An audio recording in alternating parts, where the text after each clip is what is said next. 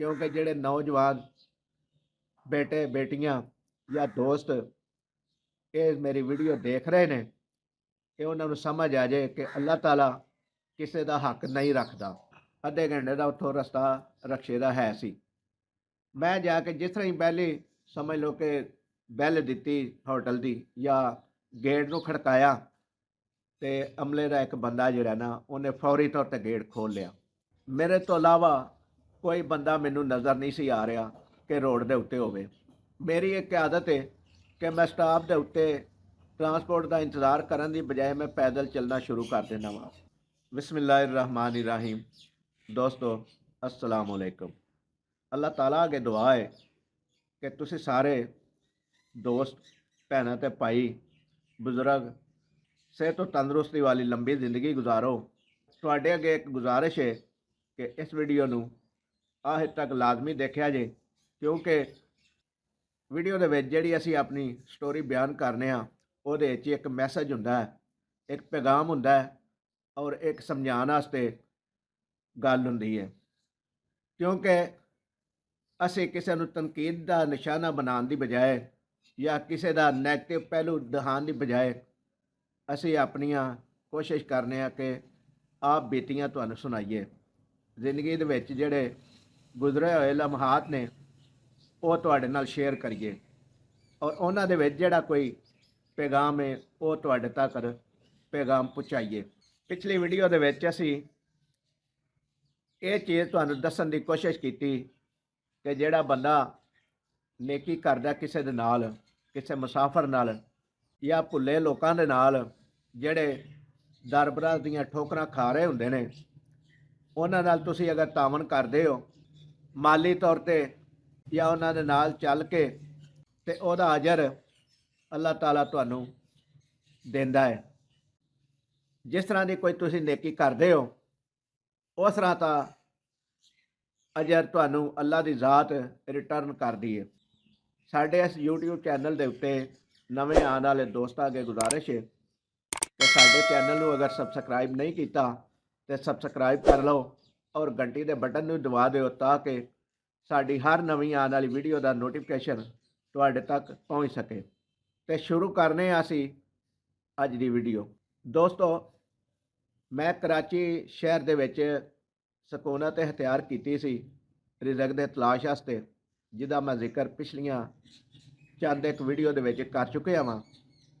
लेकिन हालात के मुताबिक उतों सानू कारोबार वाइंड अप करके ते वापस पंजाब आना पिया, अपने शहर दे विच आना पिया हालात की निस्बत नाल। फिर असीं इत्थों बिजनेस करते हाँ, उत्थे जिहड़े साडे गाहक बन गए सन, जिहड़े साडे कोल माल खरीदते सन दुकानदार, हर महीने जाना पैंदा सी। ते इह जिहड़ी पिछे मैं जिक्र कर चुकिया कि नेकी दा नेमुल बदल अल्लाह ताला देंदा है और किस तरीके नाल देंदा है वो अज मैं बयान करना चाह रहा। दोस्तों मैं कराची का सफ़र जो करदा सा ते रस्ते का जिहड़ा खाना हुंदा सी वो मैं घरों ही फ्रैश लैके जांदा सा, क्योंकि रस्ते दे विच जिहड़े स्टेशनां दे खाने मिलते हैं वो एडे म्यारी नहीं हुंदे, जिहदी वजह तो घर का खाना लै लईदा ही और नाल साडे वालिद साहब सानू जेब खर्च भी दे देंदे सन। एक सफ़र के दौरान इस तरह होया कि सुबह 9 बजे असीं कराची अक्सर पहुँच जाते हाँ। लाहौर तो 4 बजे जिहड़ी ट्रेन चलती सी ते दूसरे दिन सुबह 9 बजे वो ट्रेन पहुँचा देंदी हुंदी सी। लेकिन उस सफ़र के दौरान कुछ इस तरह होया कि ट्रेन जिहड़ी है राती 9 बजे हैदराबाद पहुँची 24 घंटे बाद। प्रॉब्लम यह बनी कि शदीद बारिशों की वजह तो हैदराबाद तो अगे पुल जिहड़ा ना टुट गया, जिहदी वजह तो ट्रेनां रस्ते दे विच उन्हां रोकनियां शुरू कर दित्तियां। ਜਦੋਂ 24 घंटे गुजर गए तो सानू जिहड़ा जेब खर्च मिलता सी वो तकरीबन हैदराबाद आउण तो पहले ही खत्म हो गया, क्योंकि घरों जिहड़ा असीं खाना लैके जांदे सी वो रात दा हुंदा सी खाना या सुबह का नाश्ता हुंदा सी, वो असीं कर चुके। अगों दोपहर आ गई, दोपहर तो बाद शाम भी आ गई। ਤੇ ਜਿਹੜਾ ਜੇਬ ਖਰਚ ਸੀ ਉਹ ਹੈਦਰਾਬਾਦ ਪਹੁੰਚਣ ਤੋਂ ਪਹਿਲਾਂ ਹੀ ਖਤਮ ਹੋ ਗਿਆ, ਔਰ ਜੇਬ ਵਿੱਚ ਕੋਈ ਪੈਸਾ ਨਾ ਰਿਹਾ। ਇਹ ਸਟੋਰੀ ਸੁਣਾਉਣ ਦਾ ਮਕਸਦ ਇਹ ਵੇ ਕਿ ਜਦੋਂ ਤੁਸੀਂ ਮਾਲੀ ਤੌਰ ਦੇ ਉੱਤੇ ਕਿਸੇ ਦੀ ਮਦਦ ਕਰਦੇ ਹੋ ਤੇ ਤੁਹਾਨੂੰ ਜਦੋਂ ਮਸਾਇਲ ਪੈਦਾ ਹੋਣ ਔਰ ਤੁਸੀਂ ਕਿਸੇ ਕੋਲੋਂ ਆਪਣੀ ਗਰਜ਼ ਨਾ ਪੂਰੀ ਕਰ ਸਕਦੇ ਹੋਵੇ, ਤੁਹਾਡੇ ਕੋਲ ਅਲਫਾਜ਼ ਇਹ ਨਾ ਬੋਲੇ ਜਾਂਦੇ ਹੋਣ ਕਿ ਸਾਡੀ ਮਦਦ ਕਰੋ, ਅਸੀਂ ਪਰੇਸ਼ਾਨ ਹਾਂ, ਤੇ ਉਦੋਂ ਅੱਲਾਹ ਤਾਲਾ ਦੀ ਜ਼ਾਤ ਤੁਹਾਡੇ ਨਾਲ ਤੁਹਾਡੇ ਸਾਰੇ ਮਾਮਲਾ ਚਲਾਉਂਦੇ ਹੈ। ਕਿਸ ਤਰ੍ਹਾਂ ਚਲਾਉਂਦੀ ਹੈ ਕਿ ਸਟੇਸ਼ਨ ਤੇ ਜਦੋਂ ਅਸੀਂ ਹੈਦਰਾਬਾਦ ਉਤਰੇ ਤੇ ਸਰਕਾਰ ਦੀ ਤਰਫੋਂ ਹੀ ਜਾਂ ਰੇਲਵੇ ਹੁਕਾਮ ਦੀ ਤਰਫੋਂ ਜਿਹੜੀਆਂ ਨਾ ਕੋਚਿਸ ਲੱਗੀਆਂ ਹਨ ਕਿ ਜਿਹੜੇ ਜਿਹੜੇ ਬੰਦੇ ਕੋਲ ਟਿਕਟ ਸੀ ਜਿਹੜੀ ਟ੍ਰੇਨ ਦੀ, ਉਹ ਉਹਦੇ ਕੋਲੋਂ ਗੇਟ ਤੇ ਨਹੀਂ ਸਨ ਲੈਂਦੇ, ਉਹ ਟਿਕਟ ਦਿਖਾ ਕੇ ਹੀ ਤੇ ਕੋਚ ਦੇ ਉੱਤੇ ਬੈਠਿਆ ਜਾਂਦਾ ਸੀ, ਜਿਹੜੀ ਉਹ ਹੈਦਰਾਬਾਦ ਤੋਂ ਕਰਾਚੀ ਤੁਹਾਨੂੰ ਪਹੁੰਚਾਉਂਦੀ ਸੀ ਫ੍ਰੀ, ਬਗੈਰ ਕਿਰਾਏ ਤੋਂ। ਲੇਕਿਨ ਕਰਾਚੀ ਸ਼ਹਿਰ ਛੋਟਾ ਨਹੀਂ ਹੈ, ਜਿੱਥੇ ਤੁਸੀਂ ਉਤਰਦੇ ਹੋ, ਜਿਹੜੇ ਸਟਾਪ ਤੇ ਉਤਰਦੇ ਹੋ, ਤੇ ਉਦੋਂ ਵੀ ਅੱਗੇ ਤੁਹਾਡੀ ਇੱਕ ਮੰਜ਼ਿਲ ਹੁੰਦੀ ਹੈ ਜਿੱਥੇ ਤੁਸੀਂ ਪਹੁੰਚਣਾ ਹੁੰਦਾ ਹੈ, ਔਰ ਉਹਦੇ ਵਾਸਤੇ ਵੀ ਤੁਹਾਡੇ ਕੋਲ ਜੇਬ ਦੇ ਵਿੱਚ ਪੈਸੇ ਹੋਣੇ ਚਾਹੀਦੇ ਨੇ। ਮੇਰੇ ਨਾਲ ਕੁਛ ਇਸ ਤਰ੍ਹਾਂ ਹੀ ਹੋਇਆ ਕਿ ਮੈਨੂੰ ਕੋਚ ਵਾਲਿਆ ਲਾਲੂ ਖੇਤ ਜਿਹੜਾ ਮਸ਼ਹੂਰ ਹੈ 10 ਨੰਬਰ, ਉਸ ਜਗ੍ਹਾ ਤੇ ਉਤਾਰ ਦਿੱਤਾ। ਰਾਤ ਦੇ ਤਕਰੀਬਨ 2 ਵਜੇ ਦਾ ਟਾਈਮ ਸੀ ਔਰ ਹਲਕੀ ਹਲਕੀ ਬਾਰਿਸ਼ ਵੀ ਹੋ ਰਹੀ ਸੀ। ਰੋਡ ਸੁਨਸਾਨ ਸੀ ਬਿਲਕੁਲ, ਮੇਰੇ ਤੋਂ ਇਲਾਵਾ ਕੋਈ ਬੰਦਾ ਮੈਨੂੰ ਨਜ਼ਰ ਨਹੀਂ ਸੀ ਆ ਰਿਹਾ ਕਿ ਰੋਡ ਦੇ ਉੱਤੇ ਹੋਵੇ। ਮੇਰੀ ਇੱਕ ਆਦਤ ਹੈ ਕਿ ਮੈਂ ਸਟਾਪ ਦੇ ਉੱਤੇ ਟਰਾਂਸਪੋਰਟ ਦਾ ਇੰਤਜ਼ਾਰ ਕਰਨ ਦੀ ਬਜਾਏ ਮੈਂ ਪੈਦਲ ਚੱਲਣਾ ਸ਼ੁਰੂ ਕਰ ਦਿੰਦਾ ਵਾਂ, ਕਿਉਂਕਿ ਹੋ ਸਕਦਾ ਹੈ ਕਿ ਪੈਦਲ ਚੱਲਦੇ ਹੀ ਬੰਦਾ ਆਪਣੀ ਮੰਜ਼ਿਲ ਤੇ ਪਹੁੰਚ ਜਾਏ। ਇਸ ਤਰ੍ਹਾਂ ਹੀ ਮੈਂ ਚੱਲਣਾ ਸ਼ੁਰੂ ਕਰ ਦਿੱਤਾ। ਲੇਕਿਨ ਪਿੱਛੋਂ ਇੱਕ ਰਕਸ਼ਾ ਆਇਆ, ਉਹਦੇ ਤੇ 2 ਬੰਦੇ ਸਵਾਰ ਸਨ, ਤੇ ਉਹਨਾਂ ਮੈਨੂੰ ਪੁੱਛਿਆ ਜਨਾਬ ਕਿੱਥੇ ਜਾਣਾ। ਮੈਂ ਉਹਨਾਂ ਨੂੰ ਦੱਸਿਆ, ਉਹਨਾਂ ਅੱਗੇ ਸੱਚ ਬੋਲਿਆ ਕਿ ਮੇਰੀ ਜੇਬ ਵਿੱਚ ਕੋਈ ਪੈਸਾ ਨਹੀਂ, ਲੇਕਿਨ ਮੈਂ ਜਾਣਾ ਫਲਾਂ ਜਗ੍ਹਾ ਤੇ ਵੇ, ਔਰ ਹੋਟਲ ਹੈ ਜਿੱਥੇ ਮੈਂ ਜਾਣਾ, ਕਿਉਂਕਿ ਜਿਹੜੇ ਹੋਟਲ ਤੇ ਮੈਂ ਰਿਹਾਇਸ਼ ਕਰਦਾ ਸਾਂ ਹਰ ਮਹੀਨੇ, ਉਸੇ ਹੋਟਲ ਤੇ ਮੈਂ ਜਾਣਾ ਸੀ। ਉਹਨਾਂ ਥੋੜ੍ਹੀ ਦੇਰ ਸੋਚਿਆ, ਸੋਚਣ ਤੋਂ ਬਾਅਦ ਮੈਨੂੰ ਆਂਦੇ ਨੇ ਭਾਈ ਜੀ ਬੈਠ ਜਾਓ, ਤੁਹਾਨੂੰ ਅਸੀਂ ਉਸ ਹੋਟਲ ਤੇ ਲਾ ਦਿੰਦੇ ਹਾਂ। ਤੇ ਮੈਂ ਆਖਿਆ ਕਿ ਮੇਰੇ ਕੋਲ ਪੈਸੇ ਨਹੀਂ ਹਨ।